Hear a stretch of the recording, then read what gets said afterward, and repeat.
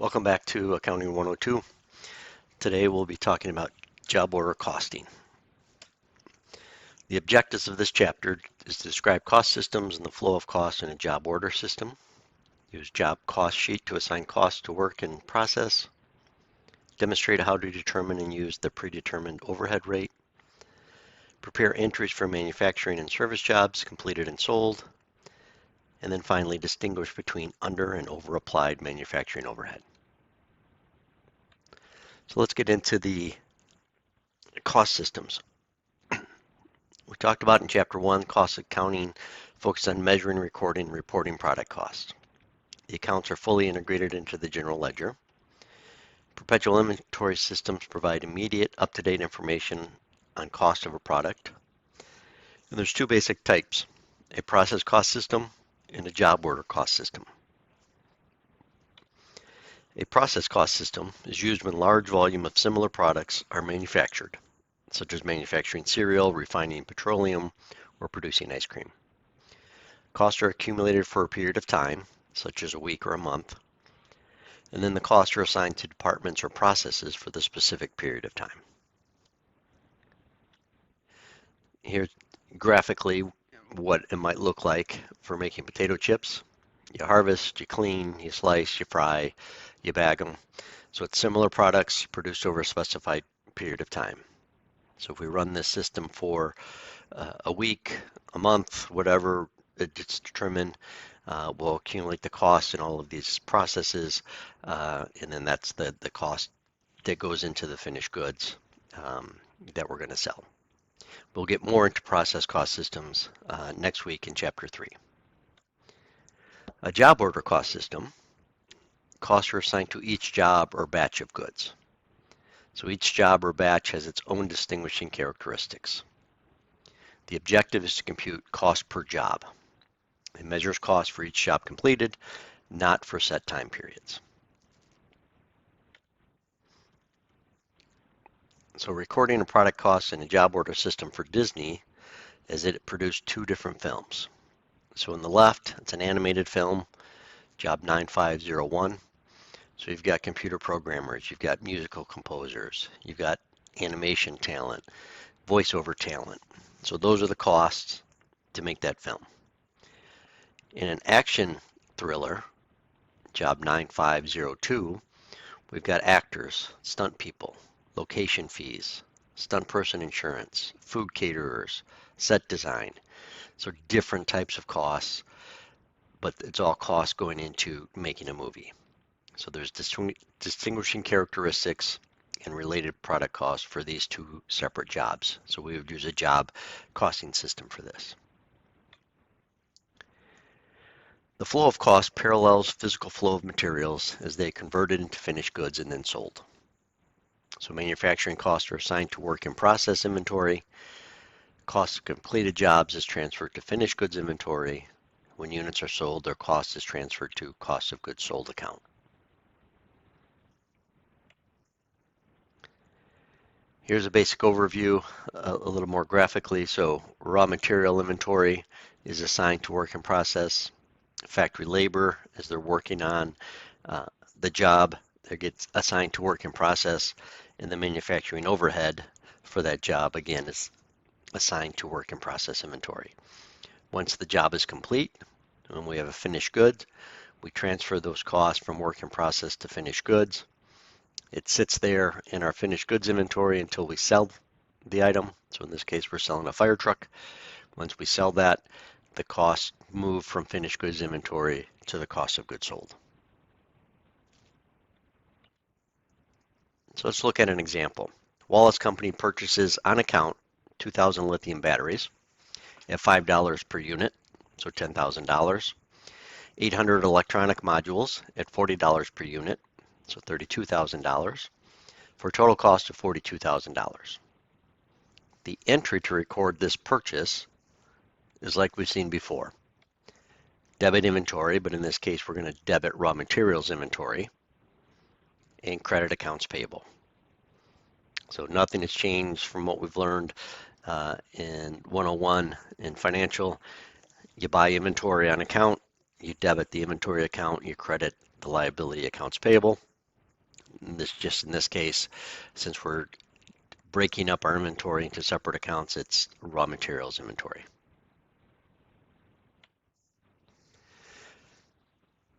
Factory labor costs, and we've talked about direct labor and indirect labor, but we're going to talk also about gross earnings of the factory workers, so what we pay the factory workers, the employer payroll taxes that they pay, so the taxes that the company has to pay on behalf of the workers gets included into factory labor cost, and then fringe benefits, so sick pay, pensions, vacation pay, that type of thing. Healthcare, if they are paying healthcare, will also be included into factory labor costs.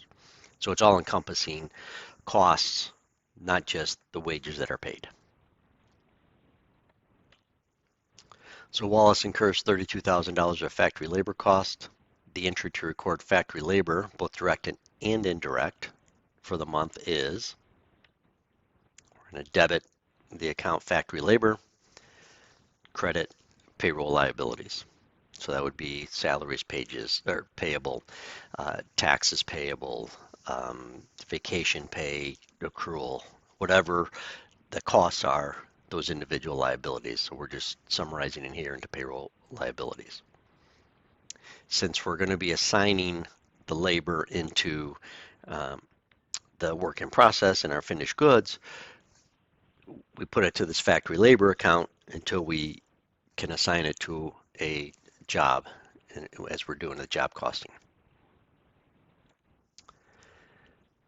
Manufacturing overhead costs, we've talked about that in the previous week, but reminder, types of overhead costs, property taxes, depreciation, insurance, repairs. Costs unrelated to manufacturing are expenses period costs. Okay, so we're still going to differentiate between period costs and product costs, but product costs that we can assign to the manufacturing process is what we're talking about in overhead. They're accumulated in the manufacturing overhead account, and then subsequently it gets assigned to work in process. So as we identify how we're using those costs in a job, we'll assign them to the work in process. So using assumed data, the summary entry for manufacturing overhead, other than indirect materials and indirect labor, would be debit manufacturing overhead and then credit the various accounts. So we have utilities payables for utilities. We're crediting prepaid insurance for using up our prepaid insurance. We have accounts payable for repairs. So we're paying vendors for doing repairs. We have accumulated depreciation as we record depreciation expense. And then property taxes payable for the property taxes that we owe. So that's a summary entry of how those costs get into manufacturing overhead.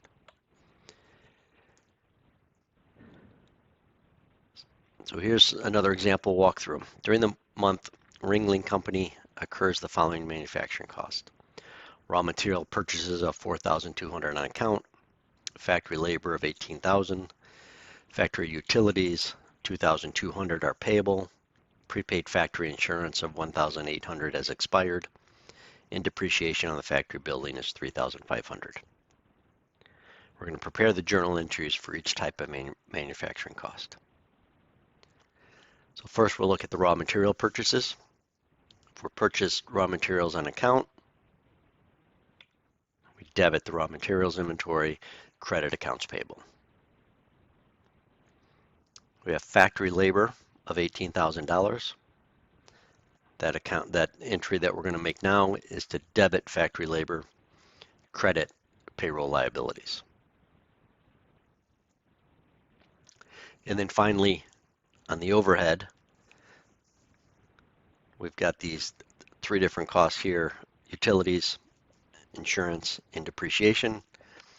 We debit manufacturing overhead for all of those, and then put it into the proper account on the credit side. Utilities payable for the utilities, credit prepaid insurance for the insurance that is expired, and then the depreciation, we're gonna credit accumulated depreciation.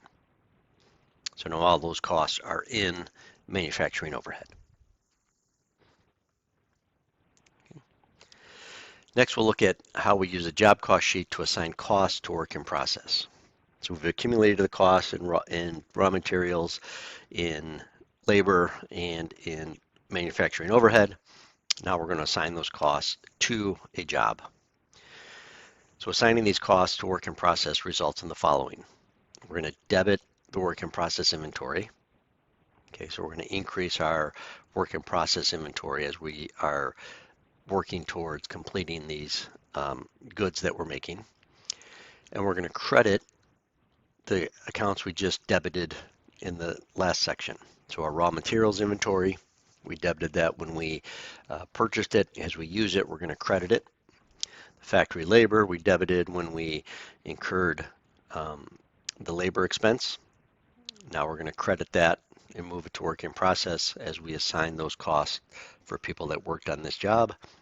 And then manufacturing overhead. Again, we debited that as we identified the costs for the month, and now we're going to assign some of those costs to the different jobs. A job cost sheet is a way that we can do this. It's used to record costs chargeable to a specific job. It's a subsidiary ledger for work in process account. Each debit entry to work in process inventory must be accompanied by a corresponding posting to one or more job cost sheets. Okay, so what does that might look like? So here's an example of a job cost sheet. So it's got the job number, the item, the date requested, the quantity that you're going to make, maybe who it's for, the customer, that type of thing, the date completed, and then you assign the dates and how much of each of those buckets you use, direct materials, direct labor, manufacturing overhead.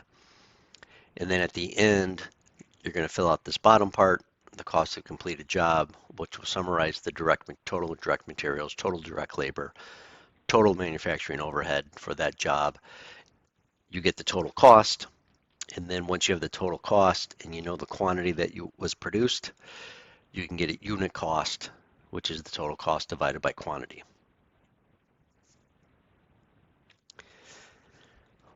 How do we assign raw materials to a job?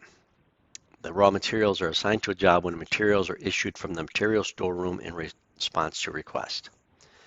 There's a materials requisition slip, which is written authorization for issuing raw materials. May be directly issued to use on a job, direct materials, charged directly to the work in process inventory. May be considered indirect materials, then it's charged to manufacturing overhead. So again, raw materials has both direct materials and indirect materials. When you use, you need to know which one is direct and which is indirect, so you know how to handle it, whether it goes directly to work in process for direct materials or into manufacturing overhead for indirect materials. So if we look at the materials requisition slip, so it's the job number that we're going to charge this to. It's got where we're going to deliver it to the assembly department in this case, the requisition number, the requisition date, and then the requisition number. In this case, we're taking lithium batteries, 200 of them, at a cost of $5 per unit, so $1,000. And this is showing who requested it, who received it, who approved it, and who costed it. So we're getting some details of who's involved with making sure this is the correct accounting and the correct way to handle these costs. So Wallace uses $24,000 of direct materials and $6,000 of indirect materials in January. The entry is going to be debit work in process inventory for $24,000. So that's the direct materials. Debit manufacturing overhead for $6,000, the indirect materials. And we're going to credit raw materials inventory for $30,000. When we post that to the ledger, here's our T accounts that show that cost moving from raw material into the two different accounts, work in process inventory and manufacturing overhead.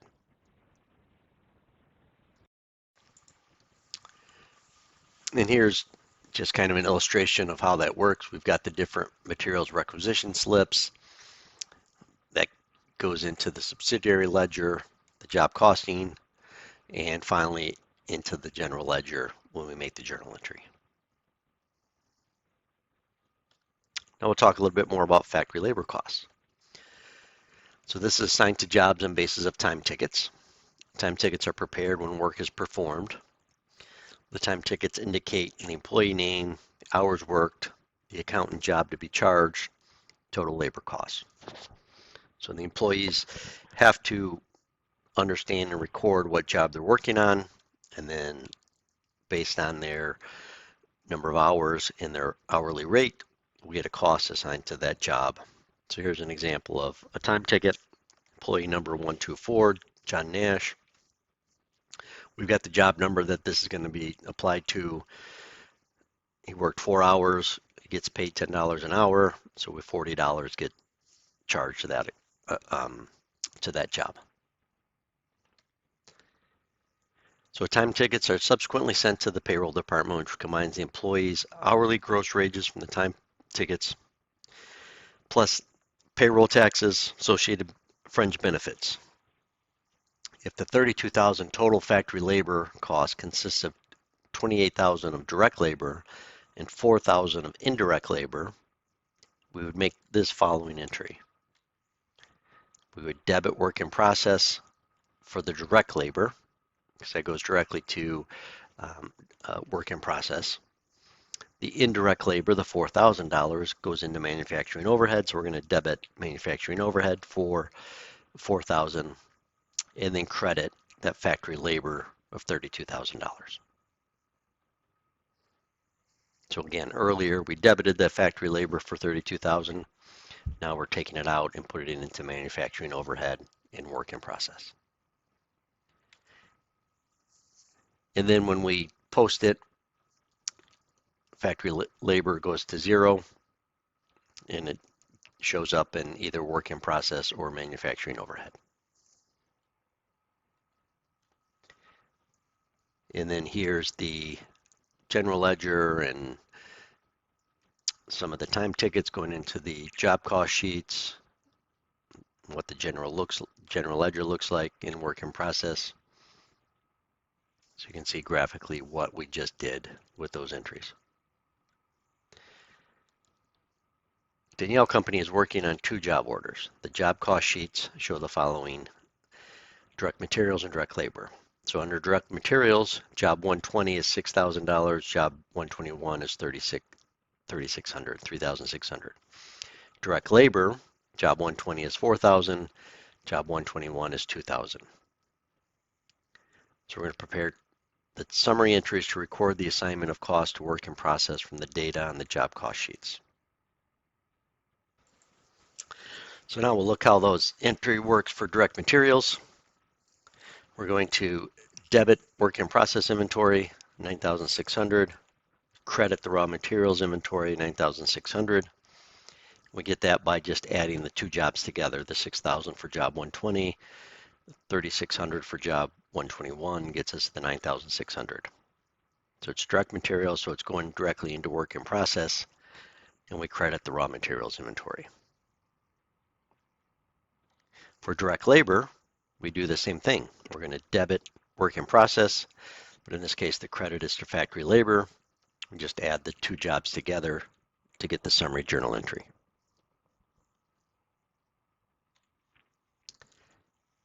Now we'll talk about predetermined overhead rates. So manufacturing overhead costs, these relate to production operations as a whole, cannot be assigned to specific jobs based on actual cost incurs. So we can't say that certain amount of depreciation is for a specific job and that type of thing. Companies assign to work in process into specific jobs on an estimated basis through the use of a predetermined overhead rate. So what is a predetermined overhead rate? First we got to talk about a activity base. So it's based on the relationship between an estimated annual overhead cost and expected annual operating activity. Expressed in terms of an activity base, such as direct labor costs, direct labor hours, machine hours, or any other measure that provides an equitable basis for applying overhead costs. So a company will decide on which is the best activity that the cost should be assigned to based on that activity, and then they will come up with a rate for that to assign it. So the rate is established at the beginning of the year. Small companies often use single company-wide predetermined overhead rate. Large companies often use rates that vary from department to department. And the equation for calculating the predetermined overhead rate is the estimated annual overhead cost divided by the estimated annual operating activity. And that gives us the predetermined rate for that activity. So then as we incur that activity, we apply that rate to that activity. Manufacturing costs are assigned to work in process during the period to get timely information about the cost of completed job. So again, the actual activity base used times that predetermined overhead rate for the particular job gets assigned to work in process inventory. So let's look at an example. Wallace uses direct labor cost as the activity based.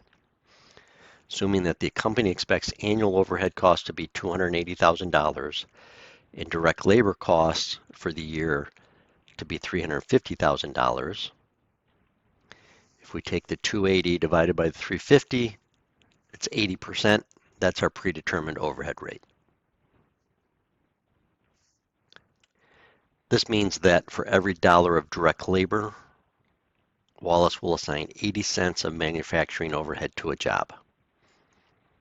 So we're going to take our actual direct labor cost for that job times 80%, and that's our overhead for that. So if it's $1, it's going to be 80 cents of overhead.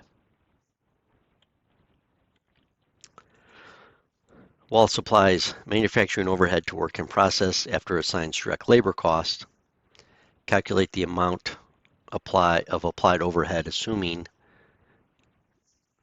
direct labor costs were $28,000. So we take the $28,000 of direct labor times that 80% rate we calculated, we get $22,400. Then we're going to put an entry to record this application, and that entry is to debit work in process inventory, credit manufacturing overhead. So like we put direct materials and direct labor to work in process inventory, once we come up with the overhead based on our predetermined rate, we're going to apply that into work in process and make that journal entry as well. If we look at posting it to the ledger, we're going to credit the manufacturing overhead, debit work in process. So work in process now has direct labor, direct materials, and overhead in the work in process inventory account.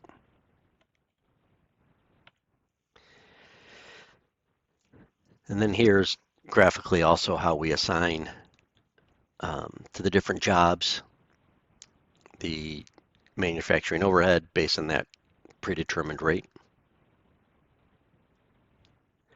And then it flows into the general ledger.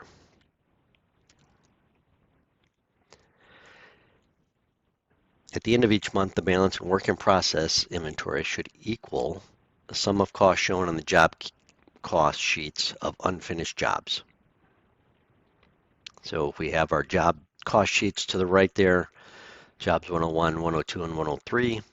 101 is 39,000, 102 is 23,200, 103 is 12,200. That gives us a total of 74,400. That should equal our work in process inventory balance, which it does in this case because we have our direct materials, our direct labor, and our overhead that we also got from the job cost sheets, and that matches. So let's look again how you compute the predetermined overhead rate. Stanley Company produces specialized safety devices. For the year, manufacturing overhead costs are estimated to be $160,000. Estimated machine usage is 40,000 hours. The company assigns overhead based on machine hours. Job number 302 used 2,000 machine hours. So first we're going to compute the predetermined overhead rate. So again, we take the total costs.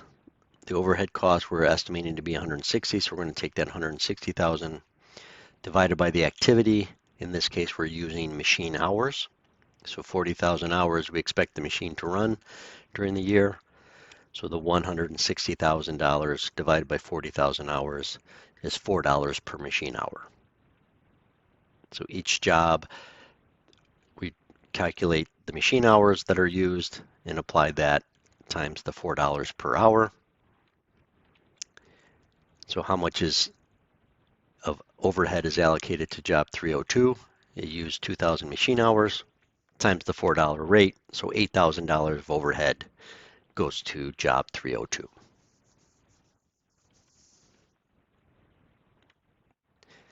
And now we're going to prepare the entry to apply that overhead.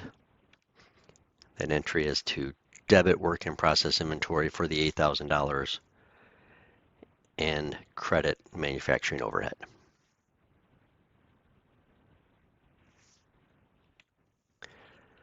Now we'll look at the entries for manufacturing service jobs completed and sold. When a job is completed, Wallace Company summarizes the cost and completes the lower portion of the applicable job cost sheet. Remember, that was this part down here that we looked at earlier that shows the total direct materials, total direct labor, total manufacturing overhead that got applied at different times.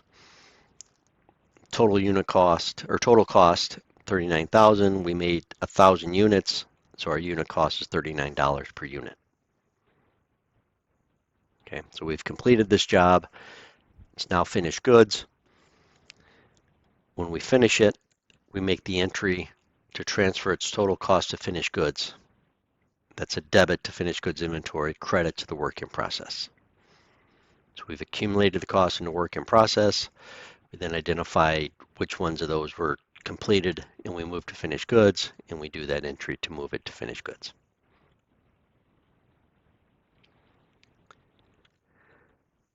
We sell on account job 101. Job cost 39,000 and it sold for 50,000. Our entry is the debit accounts receivable, credit sales revenue. That's the 50,000 for the selling price. And then we record our cost of goods sold of 39,000 and we're going to credit finished goods inventory when we debit that cost of goods sold. So now the costs have gone from raw materials, direct labor, overhead, into work in process. When it's complete, it goes from work in process into finished goods. And when we sell it, it moves from finished goods into cost of goods sold. And here's a graphic illustration of that. You can follow the arrows of where the different costs goes. So raw materials, direct materials went directly to work in process. The indirect went to overhead. The factory labor, the direct labor went to work in process directly. The indirect labor came down here to manufacturing overhead. We applied the overhead based on our predetermined rate. That goes into work in process. We then are taking 39,000 for the one job that was completed, moving that to finished goods. And when we sell that job, it moves out of finished goods inventory and debits cost of goods sold. So that's how the costs flow through the system in a job order system.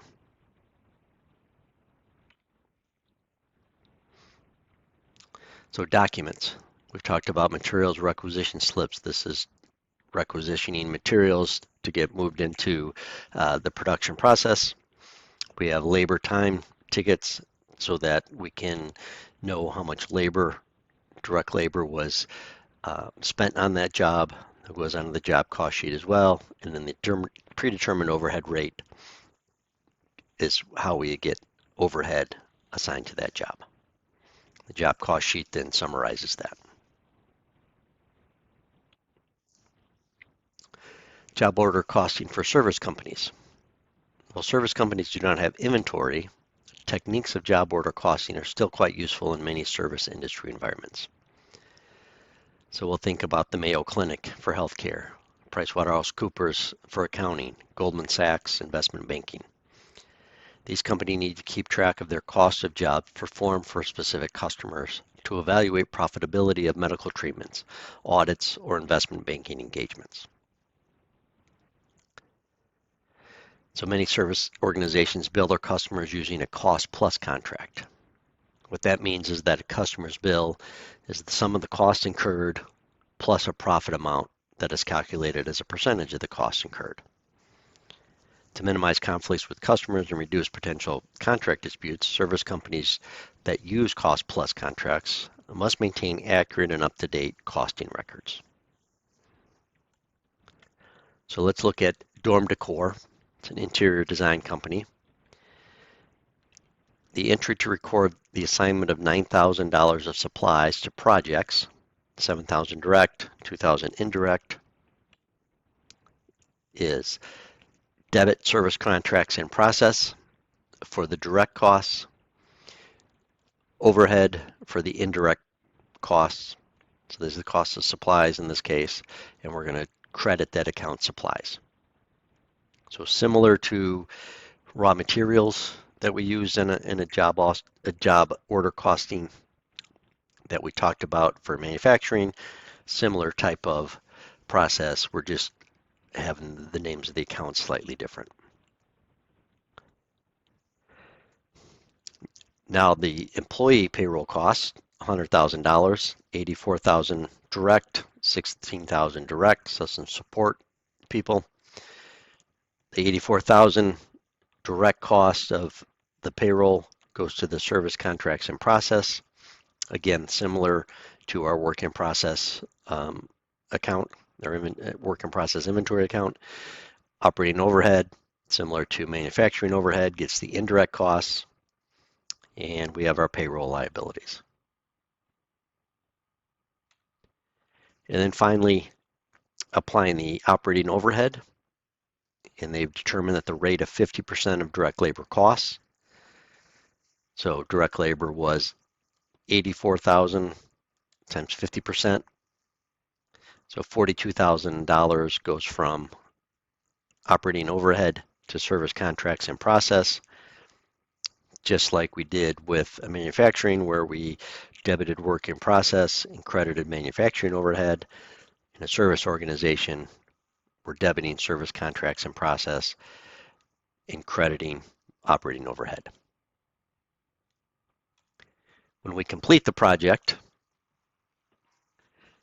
so they completed a design project for State University, job cost sheet shows a total cost of $34,000. The entry to record this completion, cost of completed service contracts are debited, so that's like cost of goods sold, and we credit that service contracts in process where we've been accumulating those costs. So some advantages and disadvantages of a job order costing. The advantages are it's more precise assignment of costs to projects than process costing. So our direct materials, our direct labor, and then that predetermined overhead rate. So it provides more useful information for determining the profitability of particular projects and for estimating costs when preparing bids for future jobs. So if we're really getting down to what the cost of each project is, and we can use that for the profitability for that project, and then also gives us more knowledge for when we're bidding on future projects, because if it's going to be similar to one we've already done, we can look at that information of what the costs were. The disadvantage is that it requires significant amount of data entry. So people's time has to be allocated or assigned to particular individual projects. The direct materials has to go to that individual project. So we have the job order costing sheets, where we're accumulating all those costs and then applying the overhead rate on there as well. So a little bit more data entry than what we'll see next week in the process costing. So during the current month, Onyx Corporation completed Job 109 and Job 112. Job 109 cost $19,000 and Job 112 cost $27,000. Job 112 was sold on account for $42,000. Journalize the entries for the completion of the two jobs in the sale of Job 112. So to complete the two jobs, we're going to debit finished goods inventory 46,000, credit work in process inventory 46,000. So that's just adding up 27,000 plus the 19,000 in total. So we can do the journal entry together. We sell Job 112 for 42,000, debit accounts receivable, credit sales revenue for 42,000. That's the selling price. And then we have our cost of goods sold and finished goods inventory, debit cost of goods sold, credit finished goods inventory. That's for the 27,000 that Job 112 cost from up here. So that's the entries to close out the jobs to finished goods, and then when we sell one of the jobs, what we do to record that sale. Now we'll talk about under and over applied manufacturing overhead. So the cost of goods manufacture schedule that we've seen before last week. So we've got direct materials, direct labor, manufacturing overhead applied.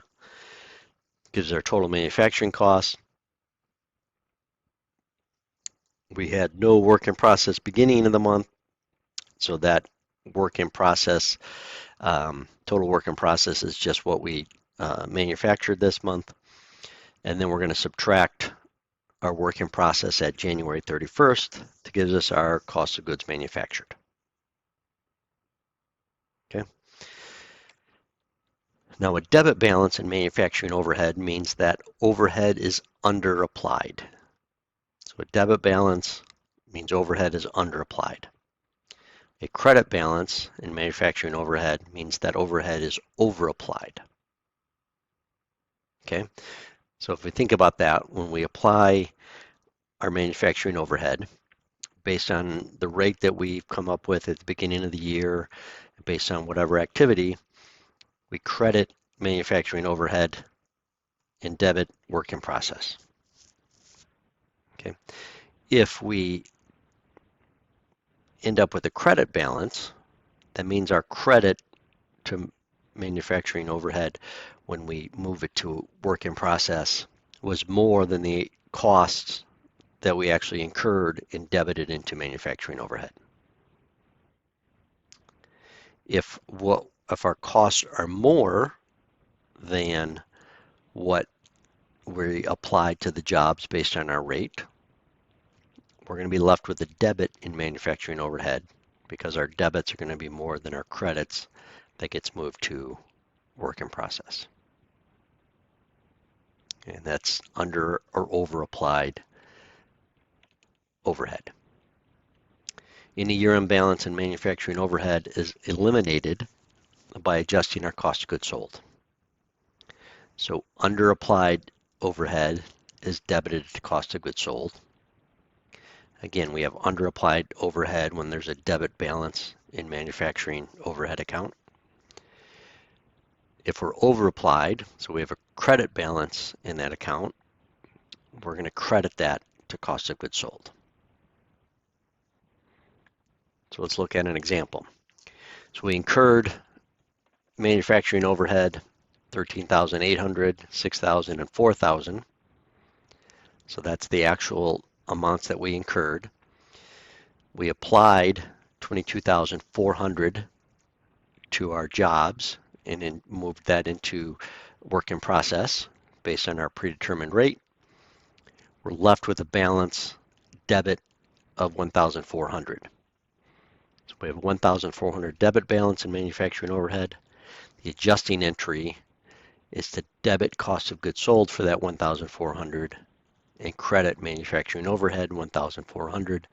So that manufacturing overhead account has a zero balance. Then if we look at the income statement, we have our sales revenue, our cost of goods sold. Remember this format that we looked at in Chapter 1, our finished goods beginning plus cost of goods manufactured, which we saw in illustration a couple slides ago. It's actually 217, not 1517. Our cost of goods available were 39,000 then. We had no finished goods inventory at the end of January. So our cost of goods sold unadjusted was the 39,000. Our adjustment for underapplied overhead, we're going to add that because we are debiting that 1,400 to cost of goods sold. So our cost of goods sold adjusted is a total of 40,400. So our gross profit, sales minus cost of goods sold, is 9,600. Let's go through another example. Car company predetermined overhead rate is 140% of direct labor costs. They incurred $90,000 of factory labor cost, of which 80,000 is direct labor, 10,000 is indirect. Actual overhead incurred, including indirect labor, was 119,000. Compute the amount of manufacturing overhead applied during the month. And then once we do that, we'll determine the amount of under or over applied manufacturing overhead. So manufacturing overhead applied, 140% of the direct labor cost. Direct labor was $80,000, so 140% times 80,000 is 112,000. So we're going to apply $112,000 to work in process. The underapplied or overapplied, in this case, it's underapplied because we incurred 119,000. So our actual costs were 119. Using the predetermined rate, we only applied 112. So we have $7,000 remaining. It's a debit in manufacturing overhead account, and that is underapplied manufacturing overhead. So we would have to adjust that to cost of goods sold at the end of the period when we produce our financial statements. So that's it for Chapter 2. Go through your homework. You'll see more examples about this, and you'll see more problems.